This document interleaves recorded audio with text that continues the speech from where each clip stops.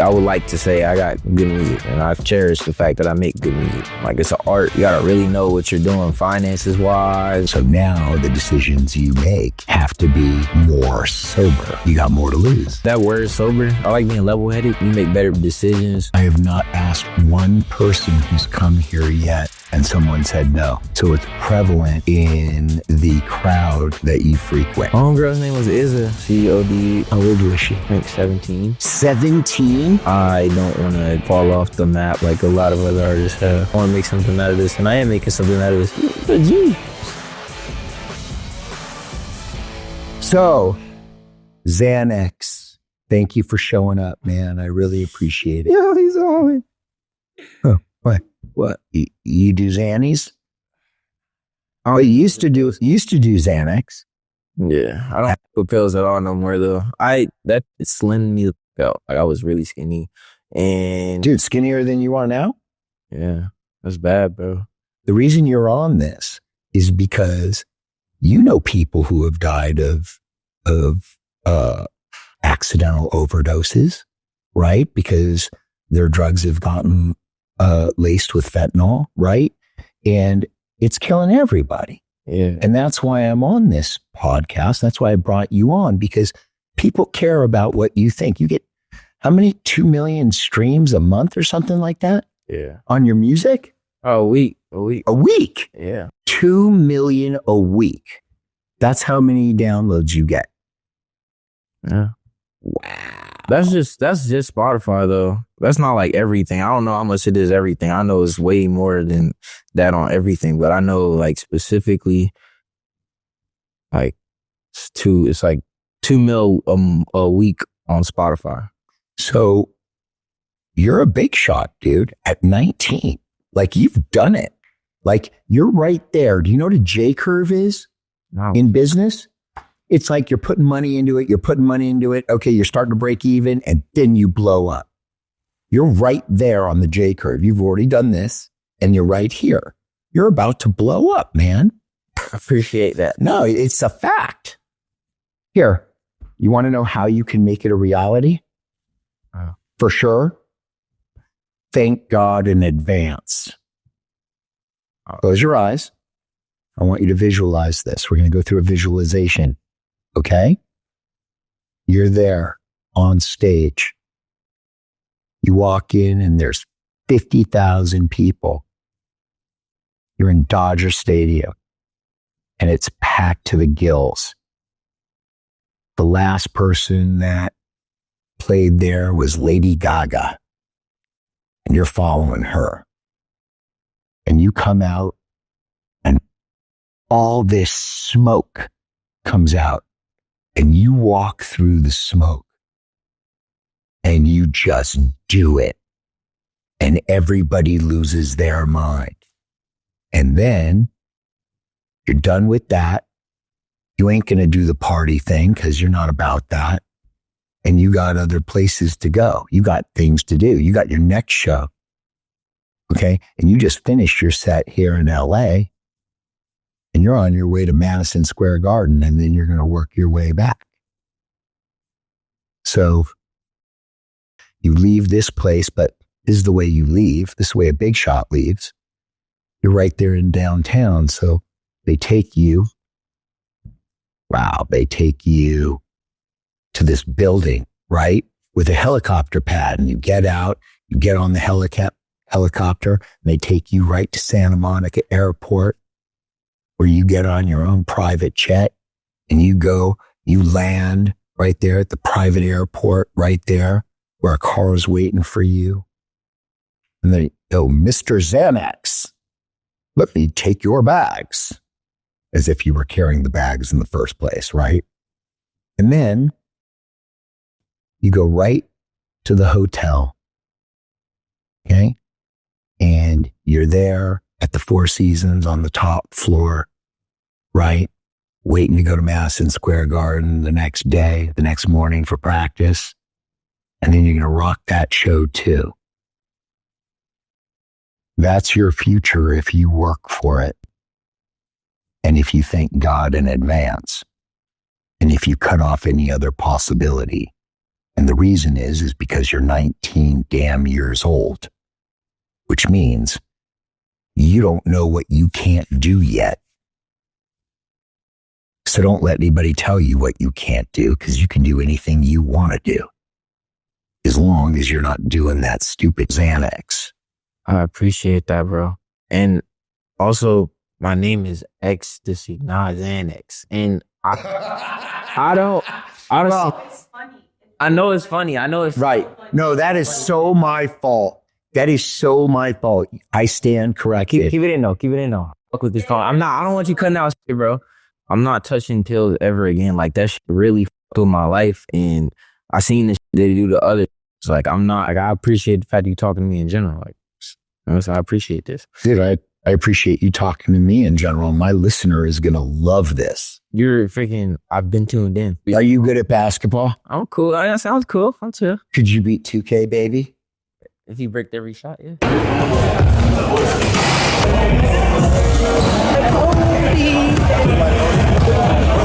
Dude, nobody beats that guy. He's the best. Nobody's better than him. I put a rack on it.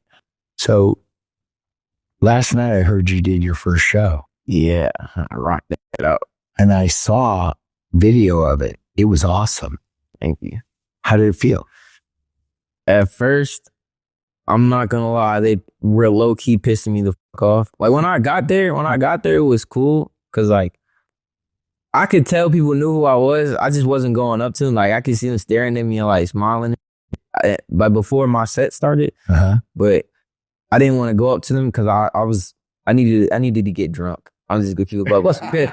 Because like, it's first show, my nerves are a little high. Liquid courage. Yeah, the Crown Apple. You know what's getting me though? What's getting me is last night you did your first ever concert and you're already getting 2 million downloads a week. How the hell did that happen?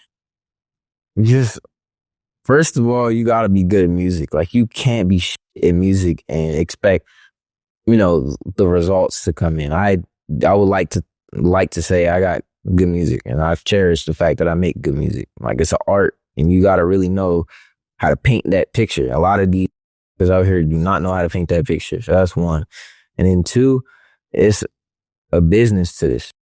Like, you're a businessman, so like business goes in everything. So you gotta really know what you're doing finances wise, and knowing what to accept and what not to accept, like details wise, like when it comes to certain not contracts, but like just certain performances and stuff. The money has to sound right. And I'm pretty sure like you are a money right sounding guy, correct? If I'm right. Yeah. Me? Hell yeah. I got a lot of problems. I got a lot of problems. Money solves problems. If I'm right. More money, more problems. Damn. I mean, you want it. Your life's going to get big. Careful what you ask for. Your life's going to get real big. Your problems right now are big, but they get bigger. They get bigger. I mean, you can tell right now that your problems have gotten bigger than, just looking for rent. I mean, those are real problems. But once you get that handled, now you've got something to lose. So now the decisions you make have to be more sober. Yeah. Right? Because you got more to lose. I honestly like that word sober. I could tie that into like something else. Like, I don't really be getting like up. I'm not gonna lie. I like being level headed. I think like you make better decisions, especially like when you at a point where you really need. Well, I'm in a point where I'm really making a lot of decisions, so I haven't really been getting like fried. I haven't just because I need to think. A lot of people don't really be thinking like that. They just like getting fucked up all the time. But they gotta realize like, you gotta really balance it out. You can't have all days where you were lazy, not doing anything. You just fried as versus the days where you're actually productive and doing what you like. How many days out of the month would you say you're productive? If it's a 31-day month, then Hey, let's just go 30 days so the math is easier. okay, then I say 25 because Really? No, slow down. You really get 25 out of the 30 days where you're productive and you lay low and regenerate, right? On those 5 days. Is that what you're telling me? yeah, I do not get up all the time. Like, Well, wait a minute. Hold on. Whether you get up or not is irrelevant because I'm not. And I don't know if I have 25 days a month where I'm productive. the thing is with me is like I can make music every single day, no matter where I'm at, compared to another like work experience where somebody has to go into work and like they might have an off day. With me, it's like I'm making so much music on a daily basis that if I made something, say I made like 10 songs, right? 2 of them are mediocre. I can go back the next day and recraft them songs into something beautiful. And that's a productive day too. Cause now I got those 2 songs, like, and add on to say another 4 songs. Like I make a lot of music, bro. And it's productivity in music just comes down to whether if I say whether you got it or not. And I like, well, also it's whether or not you love it, because if you love it, then you're going to do it more and you're going to be more intentional about it. Right? I love it. And it's not work, is it? Nah. I mean, if you love it, you go to work every day and you've never experienced a day of work in your life. Absolutely. Right? Yeah. Yeah, that's why you're going to be good at it. Real good. Real good. I'm gonna be real good. Real good. Pause. Look at who we got. We got someone who just got drafted. This kid's going to be an all-pro. Yeah. We got Kobe right out of high school. I'm gonna get that gold jacket. I'm gonna get my gold jacket. That was awesome. That was awesome. I like to think that I'm an awesome ass. Dude, you are awesome. You're definitely awesome. I got the Richard Taite cosign. My life is going. You do, dude. Nobody gives a shit about my cosign. People do, bro. So let me ask you a question. How did it feel your first show? It felt like complete control. Like you can tell them if what the fuck you want them to do. Like if the energy's not feeling good, because I ain't gonna lie, LA crowds, and that was the front was dead as shit. Like, right. And I was asking people about it, and they said LA crowds are usually dead. So I don't know if I'm gonna do many performances here. I ain't gonna lie. Like, I'd be sure if you were there, but other than that, like. That crowd was horrible. I cannot lie. I had to tell them to bounce. I had to build that energy up. And once I felt like I had enough energy, I kept performing. I had to cut the song and call them out because they were dead. And I was like, no. I saw it. You were at the beginning of it. And, they weren't like hyped up enough. And you stopped it and you were so in control. You made them bounce like right away and then you started up again. I thought that was aggressive and in complete control. Like you've been doing that for your entire life. Thank you. I had to do it. I felt like, because like when I perform, I don't feel like the same person that I feel like right now. Like right now, that's like intellectual where I'm in the moment. But when I'm performing out there, I'm just like, that's my this is gonna go exactly how I want it to go, and if it doesn't, correct, I gotta change it. So I did that. I did that for that song, and then I guess I got there from respect or something, because the second song I only got to do 2 songs, sadly, because my others got corrupted. But the second song that I did, all the energy was there. They was rapping the lyrics along because they knew the lyrics to the second song. They were rapping the lyrics. I didn't have to tell them to jump or none of that. I didn't have to do anything. It was good. I also, a couple times, while I wasn't performing, I still went on stage to hype the crowd up for like somebody else set and shit like that. He doesn't have those videos because he wasn't there for that, but like. That's cool. That was cool. You're a team player. Hell yeah. I love the stage. I love performing. Like it feels right when I do that. I want to go back to the fentanyl thing, right? That we were talking about right when you got here. I bet. We're having an epidemic with fentanyl, right? Especially in the underground rap scene. Yeah. I have not asked one person who's come here yet if they knew someone who died of fentanyl, and someone said no. So it's prevalent in the crowd that you frequent, right? Yeah. You know anybody who's died of fentanyl? I do. It's because where I'm from, it like the epidemic of fentanyl like is majority Philly and Baltimore, and I'm from Baltimore, so it's like really prominent there. So I know a couple people that OD'd off of this.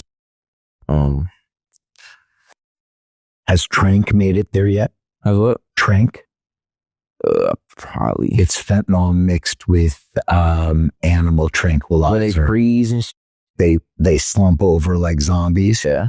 It's more Philly than Baltimore. Philly dirty. It's more Philly, but in Baltimore, it's definitely there. Especially you go down to the harbor, and if you go up by this place called Lexington, you go up there. This is you be seeing. I used to see. I saw one in New York too. Oddly enough, like a zombie. Yeah, just like you literally just feel like we left, went to Joe's and got all this other. Came back to the hotel like 6 hours later, still slumped over there just with piss running down her leg. I was like, you got to look at these people and really focus in. They will have an open sore on their body somewhere, and you'll be able to see the bone. That's crazy. Right? And what they do is they inject it inside the open wound because for whatever reason it feels the best. I don't really understand it yet. But it's coming. You shouldn't have to understand that. Yeah, it's coming to a suburb near you.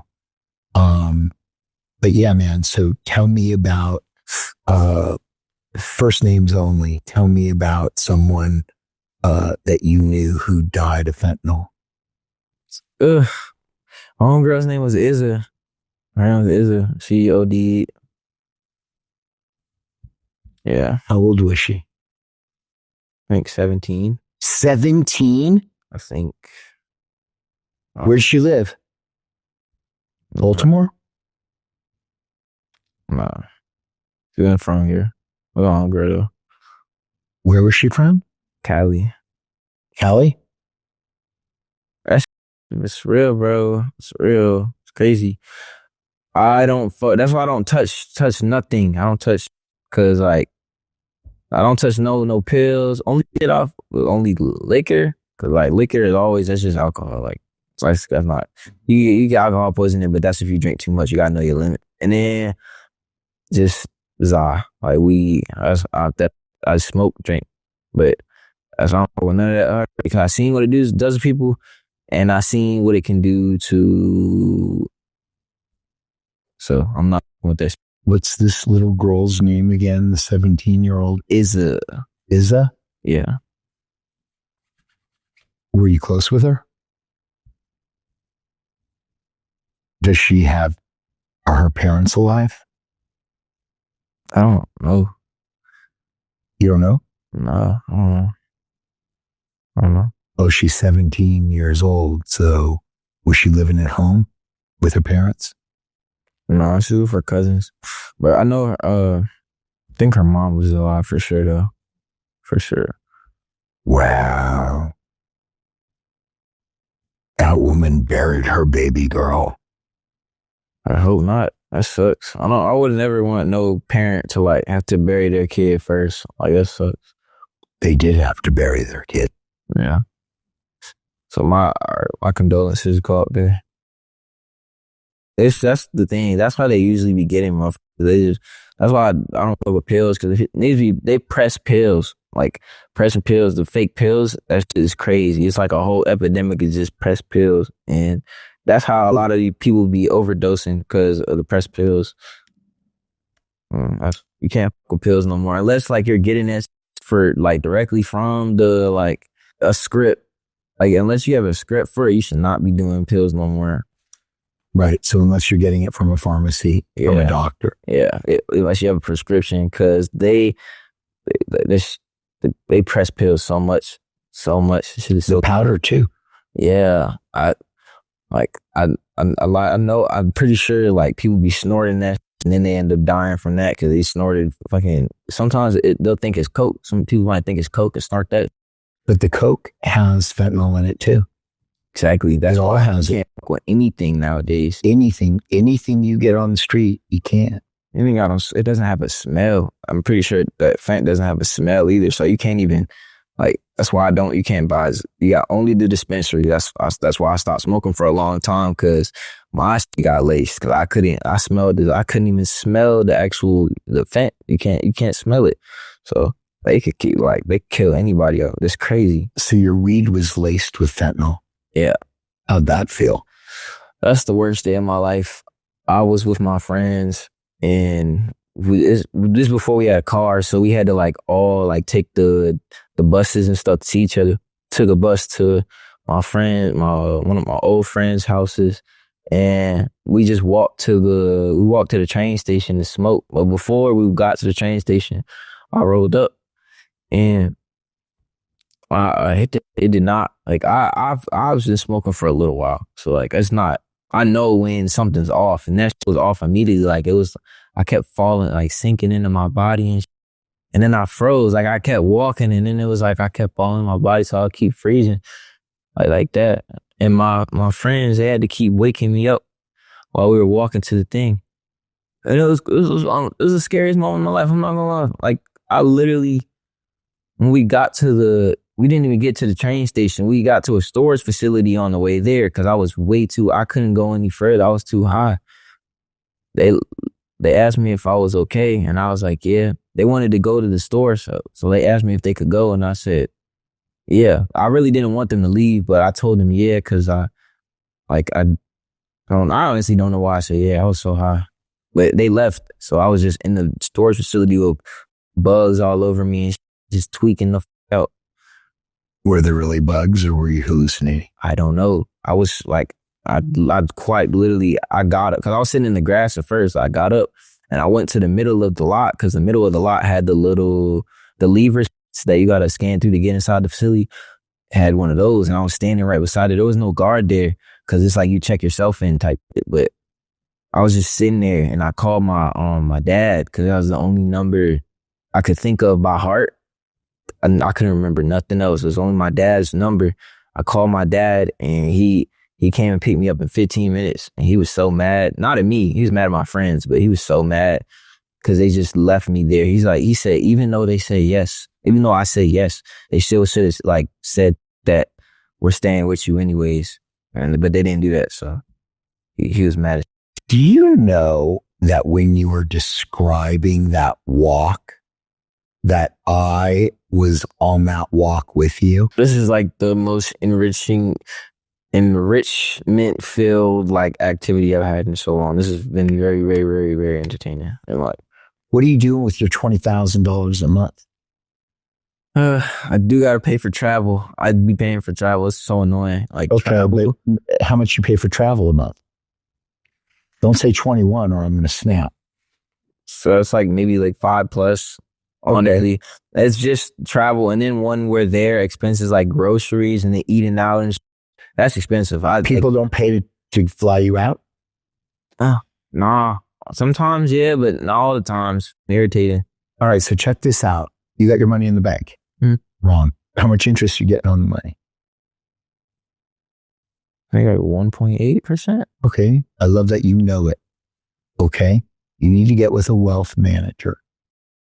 Okay. Because the second you get with a wealth manager, he'll have access to, I think I get about 5% a month. Okay. And I'm not an investor, right? First of all, I'm 58, so I can't lose my principal, right? So I need it all for my business. So I use that, but you're not. Okay. And you don't need 20 grand a month. That's insane for a 19-year-old. It's insane.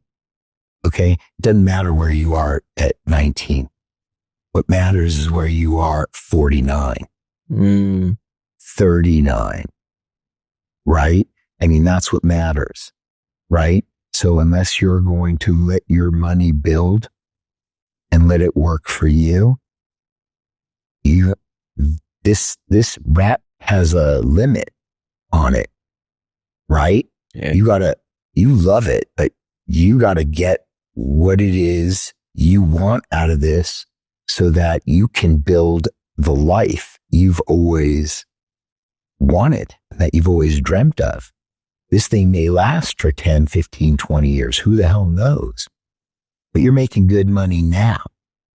And you need to establish good habits now. Being fiscally responsible is the most important lesson that you can learn. And they don't teach you that in school. They don't. Okay? If I were you, I'd be dollar cost averaging every month into the S&P and the NASDAQ. Okay? Never going to get hurt that way. Your money's going to build on itself. Okay? And if I were you, I would take half of your money and make certain that it goes every single month into that. Because at the end of the year, you don't have 120,000, you got 150,000. Okay? Yeah. That's how that works. Right? And then your money will build on itself. Right? I mean, people say, what are you going to do with your first million?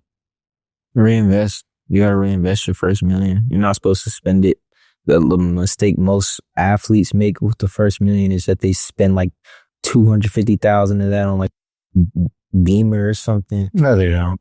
Like if they have one of my best friends is one of the biggest sports agents in the world. Okay. I've sat there while someone forget their signing bonus or anything like that. I've sat at a dinner table with him while he was writing a check for someone for $5,000 so he could get his Mercedes delivered right after the game instead of waiting 48 hours to get their paycheck. it's a dumb, like, just so. I wouldn't even talk to my friend for a week. It's just lazy. It's setting up bad habits, right? It's co-signing people's stupidity, and you either want what's best for them or you don't. And I've donkeyed off, I don't know, fortune after fortune. Okay. And why not? I just learned certain things over the last 7.5 years, right? And most people hide the ball. I don't want to hide the ball. I got a lot of kids coming here right now that I am so grateful to, right? Because you guys are putting out the message that, that buying drugs on the street is dangerous. Yeah. And I love that about you guys. You guys come here with a good soul and an open heart and really to genuinely do right because it's your friends that are dying. Yeah. Everybody's dying. So anyway, thank you for that. And Of course. just do me a favor, man. You're 19 years old. You're just starting out. The habits that you build now are going to last the rest of your life. Yeah. Okay? The thing is, I'm not telling them to not do them because, like, they're not going to listen. Like, they're going to do drugs regardless. I'm just saying don't buy them on the street. Like, get a script. Like, even if you getting the script off somebody grandma or something, like, just get a script in general. Dude, I got to stop you because that was the most genius thing ever that you said. Because I get beaten up all the time. These guys are faded when you're talking to them. You're glorifying pot smoking. That's not at all what I'm doing. What I'm doing is medically assisted treatment. Yeah. Okay? If these guys want to smoke pot to stop from doing street drugs and killing themselves, I think that's a good deal. And I don't apologize for it. So thank you for saying it. Gee. Oh. Well, that we're here. We're here to showcase your breakout, man. I'm telling you, you're about ready to blow up. You are. You come to, I guess you take us to Coachella when I do Coachella and all that. Super Bowl tickets when I do Super Bowl. You feel me? Cool, man. Thank you so much. I'm going to give that right to my kids. Yeah. You think their kids, well, they're probably grown. They're probably like in their 20s, I would presume. Why not? Because I'm so old. No, I'm trying to estimate because my kids are 45. For real? No. Either you had them in your 30s or your 20s, and if you had them in your 20s, then they would be in their 30s. But if you had them in your 30s, they would be in their 20s. Dude, I lost 25 years to smoking crack. Okay, trust me, I ain't got no 30 and 20-year-old kids. I got a 15-year-old and an 11-year-old, and I'm lucky to have them. Yeah, hats off, man. You know what I'm saying? I've heard that when people get older, that they don't really got the shooter left in the tank, but you proving them wrong, man. You got the, you know what I'm saying? Just like that. Dude, that's so funny that you say that. That is hysterical. What are you doing next, man? I want to start a music video company. I want to make music videos because I know my creative vision and creative direction is there. And I could definitely, and I know the mind of all the, the artists. So if I learn the artist mind, I could work perfectly with the artist. When I'm done with all this, I'm going to be sitting on millions and just have a music video company. You know what I'm saying? Me and my girl going to do architecture. She's really into architecture. So we're going to be making houses. Just to sum up, you're 19. Okay. Remember when we talked about habits, becoming financially literate, right? You've committed to that. That's amazing. Okay. So you didn't just appear on a podcast. Okay. You got a little direction. If you're going to choose to use it, I think you're going to be better off. It's just like a life lesson. I'm going to use it though. Cause like, I don't want to fall off the map like a lot of other artists have. I want to make something out of this. And I am making something out of this. I'm going to continue making something out of this. All right, bro. Where can people reach you? My Instagram. Well, just everything is XTSY. XTSY. Yeah. Ecstasy. That's ecstasy for the guy that doesn't do ecstasy. Oh, I did it a couple times. I know, buddy. See you next Tuesday. Yeah. Outstanding.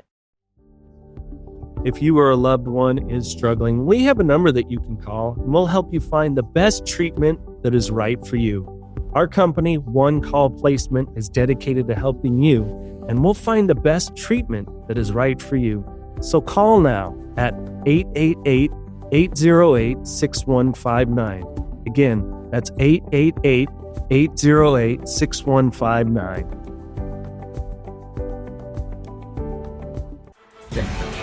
We're out of time. Please subscribe on YouTube, click the thumbs up, and leave a comment. Please subscribe on Apple Podcast and Spotify and leave a rating and a review. And share the We're Out of Time podcast with others you know who will get value out of it. See you next Tuesday.